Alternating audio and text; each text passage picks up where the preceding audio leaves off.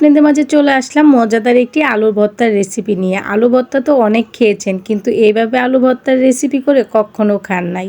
আর সেজন্যই আমি আপনাদের মাঝে এটা শেয়ার করলাম। আসসালামু আলাইকুম, কেমন আছেন আমার প্রিয় ভাই ও বোনেরা? আশা করি সকলে ভালো আছেন। আলহামদুলিল্লাহ আমিও ভালো আছি। এইভাবে আলুগুলো পাতলা পাতলা করে কেটে নিয়েছি, মিষ্টি কুমড়োর ফুল নিয়েছি, একটা কাঁচা টমেটো নিয়েছি, ধনেপাতা নিয়েছি।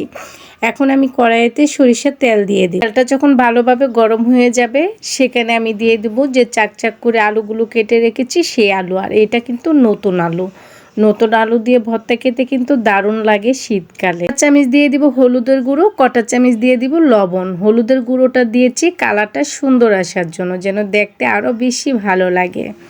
তারপরে যখন হালকা ভাজা হয়ে যাবে তখন আমি দিয়ে দিব কাঁচা টমেটোটা। এটা কিন্তু অবশ্যই দেওয়ার চেষ্টা করবেন, ভর্তাটা একটু চুটকি চুটকি লাগে, খেতে কিন্তু দারুণ লাগে। তারপরে দেখেন এইভাবে সুন্দর করে ভেজে নিতে হবে। দেখতেই পাচ্ছেন আমি কিভাবে ভেজে নিয়েছি, ঠিক এভাবে ভেজে নেবেন। ভাজা হয়ে গেলে সুন্দরভাবে এগুলোকে উঠিয়ে ফেলবো আমি। দেখতে পাচ্ছেন সিদ্ধ হয়ে গিয়েছে আর ভাজাটাও হয়ে গিয়েছে। তারপরে উঠিয়ে রেখে মরিচগুলোকে ভেজে নিচ্ছি আমি। অল্প পরিমাণে সরিষার তেল দিয়ে দিয়েছি, দিয়ে মরিচগুলো ভেজে নিলাম। তারপরে দিয়ে দিলাম মিষ্টি কুমড়ো ফুলগুলো। মিষ্টি কুমড়ো ফুলগুলোকেও ভালোভাবে ভেজে নিব সুন্দর করে। আপনারা কিন্তু অনেকে আছেন যে রেসিপিটা দেওয়া মাত্রই উপরের দিকে ভিডিওটা ঠেলা মারেন, কারণ আপনারা অল্পতেই বুঝে যান।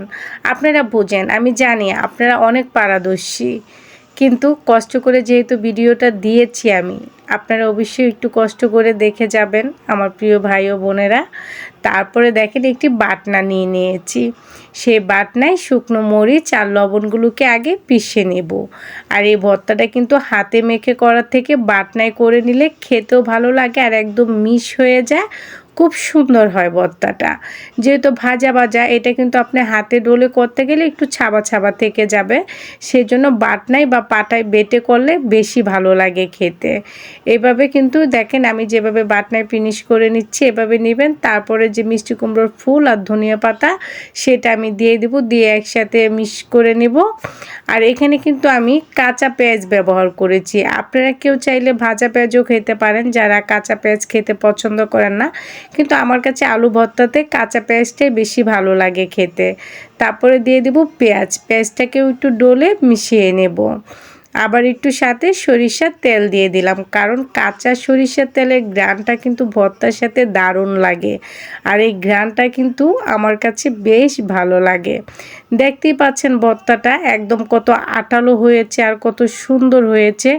কি খেয়েছিলেন এর আগে এভাবে ভর্তার রেসিপি তৈরি করে? খান নাই তো? তাহলে আপু যেহেতু ভিডিওটা দিয়েছে, তাহলে কষ্ট করে দেখে এভাবে বাসায় একদিন তৈরি করে খেয়ে নেবেন। তো এই পর্যন্তই ছিল আমার আজকে আলু ভর্তার এই রেসিপি। যদি আপনাদের কাছে ভালো লাগে অবশ্যই লাইক করবেন, কমেন্ট করবেন, শেয়ার করবেন। আর যারা ইউটিউব থেকে দেখছেন তারা আমার